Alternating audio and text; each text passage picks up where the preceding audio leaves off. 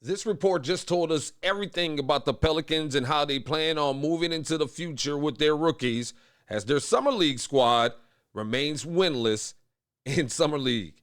We're going to give you all the details on this report and why you shouldn't panic if you're a Pels fan just because they haven't won yet.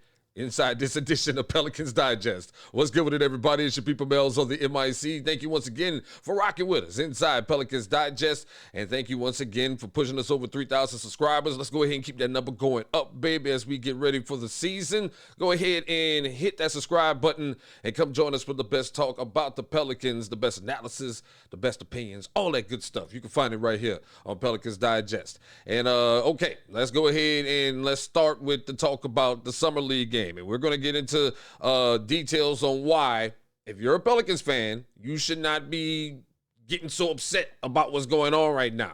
And I'll tell you about that in a couple minutes. But first, we're going to dive into last night's Summer League game. Game started mad late and ridiculous. I don't know what was going on with that. But one thing you can know about the Pelicans, boy, you go get some isolation basketball. If that's one thing we know about the Pelicans, you are going to get a heavy dose of ISO basketball. I don't know what's this team fascination with ISO basketball, but, you know, once again, last night, the Pelicans, while it was a compelling game for the most part, up until the fourth quarter, the Pelicans lost another one to the Portland Trail Blazers. And, you know, there's a lot of things to talk about. And again, we got to look at it like this. This is Summer League, okay? This is Summer League. All right. Some people are too wrapped up in this. Some of y'all are a little too wrapped up. You gotta settle down a little bit. All right. It's all about watching these players develop. All right.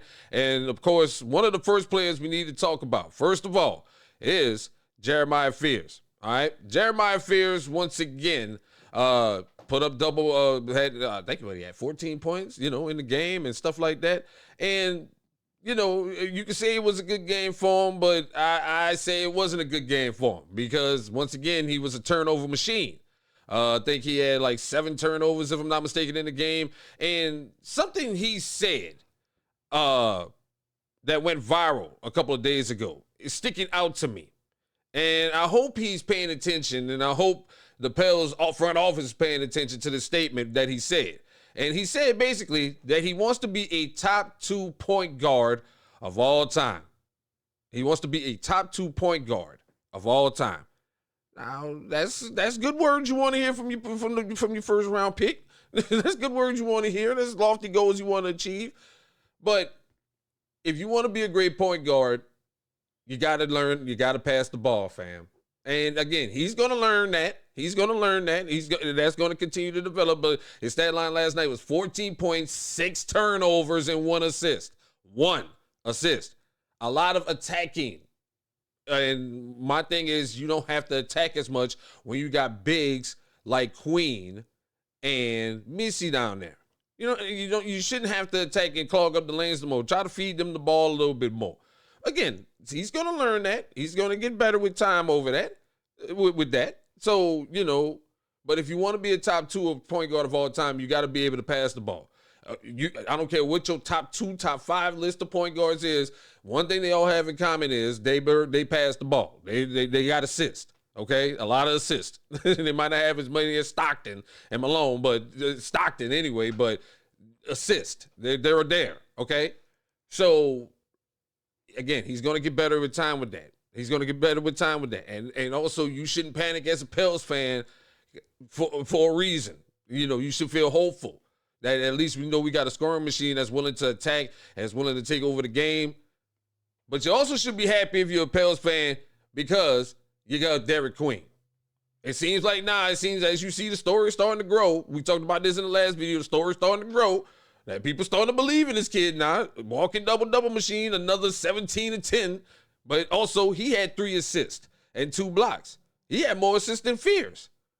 Which shows, again, if you're Fears, you shouldn't have to be so rough in attacking. You shouldn't have to keep feeling like you got to attack. Feed the man the ball. And you saw some of that last night. You saw some of that last night. He was trying to give him the ball in certain situations. And can y'all tell these NBA players to stop trying to dribble through double teams? What is with that? Anyway, these kids insist on trying to. I'm going to try to drive the hole, and you see the hole collapsing, and with two guys on you. I'm not going to kick it out. I'm going to try to get through that. Settle down. But Queen, again, it seems like the national media now is starting to buy back into this kid, starting to see why they took the risk with him. Still not a starter, still not night one ready, which we'll get into in a minute. He's not night one ready, but if he's giving you this type of energy off the bench in these minutes, then you gotta love it. You gotta feel great about that. And then one more thing and I wanted to go back a bit this about Jeremiah Fierce as well. He's got to recognize this as well. You're in summer league, okay? You're going up against guys that's playing for a two-way or trying to just get on the roster and trying to eat.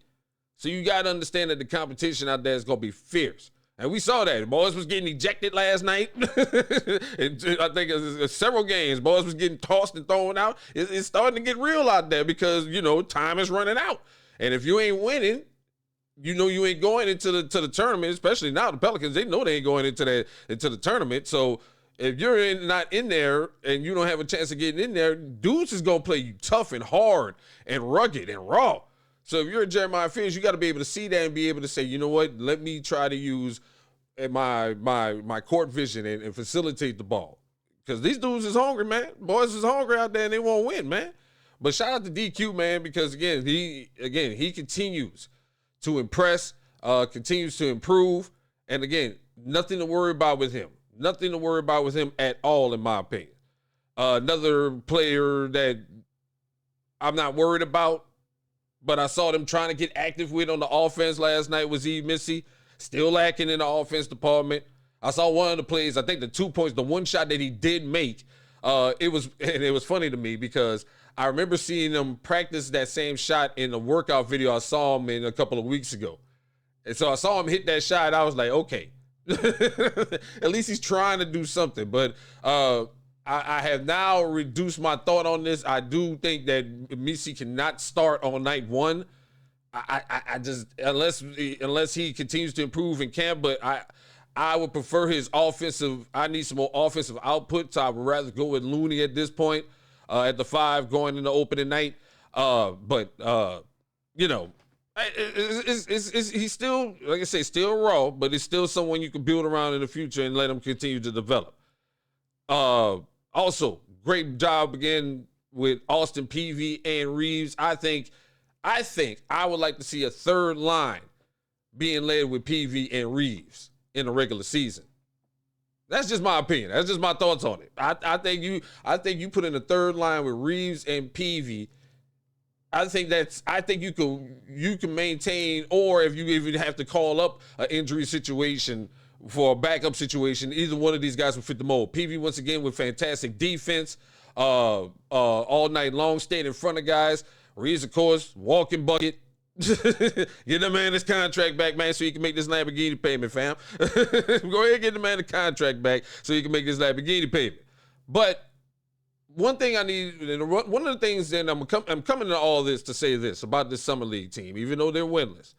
There's no reason for you to panic in the Pels if you're a fan of this team, because at the end of the day, we're going in with a core that essentially won you damn near 50 games a season ago. And and we've said this repeatedly over and over again, if this team is healthy, it can get you to the playoffs. If this team is healthy. So, why am I saying you shouldn't worry? Well, Joe Dumars finally had an interview and spoke out on what's going on with the team. He talked to Mark Fears, and he talked about a whole bunch of different things. But one of the things that stood out to me in the statement that he made was both of these guys, talking about Queen and Fears, had potential to grow into great players. But I also wanted to build a team that didn't put all the pressure on them, that they have to come in and prove that they're great in day one. I want them to be able to develop into great players without trying to force it from day one. It's why you see the roster built the way we did it. And that's shout out to Mark Spears and Anscape. So that's why you shouldn't panic about what's going on in Summer League with this Pels team. Because none of these kids are going to be pushed into the fire on day one. Okay? In that interview, Dumars spoke on the roster and why he built it the way he did. He looked at the core, and he made it clear that that core is Zion, Trey Murphy III, Herb Jones, and Murray. He said to him, that is the core. He said he wanted to build around that core. Again, so something I said before, not with older veteran guys, but with guys that are similar to age to Zion Williamson or younger. Because then you can start building towards the future while still keeping that core in place. You got this core locked in place for at least the next 2 years guaranteed. And just about in Zion, Trey, Herb, and Murray. So he went on to explain that's why you went and got a Jordan Poole and a Kevon Looney and a Sadiq Bey to sort of shore up some more of that depth space for them.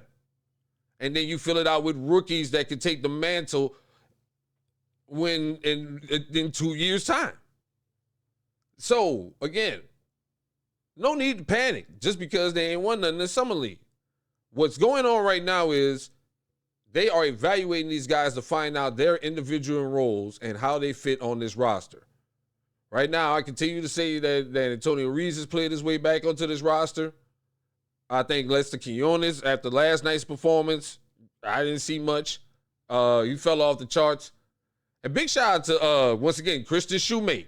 There were only 3 Pelicans players that were in pluses in the plus-minus ratings. And that was Derek Queen, Chase Hudson, who only got 9 minutes to play, and Shoemate, who was a plus 13 and had 7 rebounds. He had 7 rebounds. Now, he only had 2 points, but he had 7 rebounds. Again, rebounding. If you can get this guy to give you that kind of money, that kind of production in the time that he's in, he can barely. I think you should hang on to him and see if you can play his way into his roster or put him on a 2-way of some sort. That's just my thoughts on that, man. I think as a Pels fan, we got to settle down and stop expecting these rookies to come out on day one because they're not going to be out there on day one. I just read a statement to you from Joe Dumars. We are not trying to put the pressure on these kids day one. We going in with what we got is already the core. We got the core signed through at least the next 2 to 3 years. I think Herb is the only one who's been longest extended now at 5, but his contract is at least 2 years at $10-13 million. If things don't work out in them 2 years or whatever with Herb, which I doubt will happen, I think this will stay, then you can get out that contract before you start paying them $20 million. This team, I will say it again, is built to win and at least get into the playoffs this season. So don't stress out about these rookies and how they're playing right now. They are here to develop them, and they're going to develop. Queen is almost there. Because if you notice in the second quarter of that game, at some point, that boy, I saw it in his eyes. That boy saw that court and said, I got this. I got this now. I think I got this figured out on how at least I could play offense. And he started cooking. Yang on hurting for a few minutes there before we had him on the bench taking some. If you saw Hansen, what is that? Yang Hansen, I think his name is the guy from Portland. If you saw him on that bench, you saw him. He was giving him the business. So at certain points, but he went off and still did well. That was a great pickup by Portland. Y'all got to give Portland their props on that guy. But at the same time, we shouldn't be panicking. All right. What are your thoughts about what's going on with the Pels right now? Do you believe in the core? Do you believe in the core? Or do you want these rookies to get out there and get some minutes in the regular season as soon as night one begins? What are your thoughts on that? Clap back with your thoughts in the comments. And yeah, man, Pels got one more game in Summer League, and then it's on to training camp in Australia and everywhere else. But we'll keep you updated on what's going on with the New Orleans Pelicans and keep the conversation going right here on Pelicans Digest. It's Melz talking about them Pels. I'll catch you next time.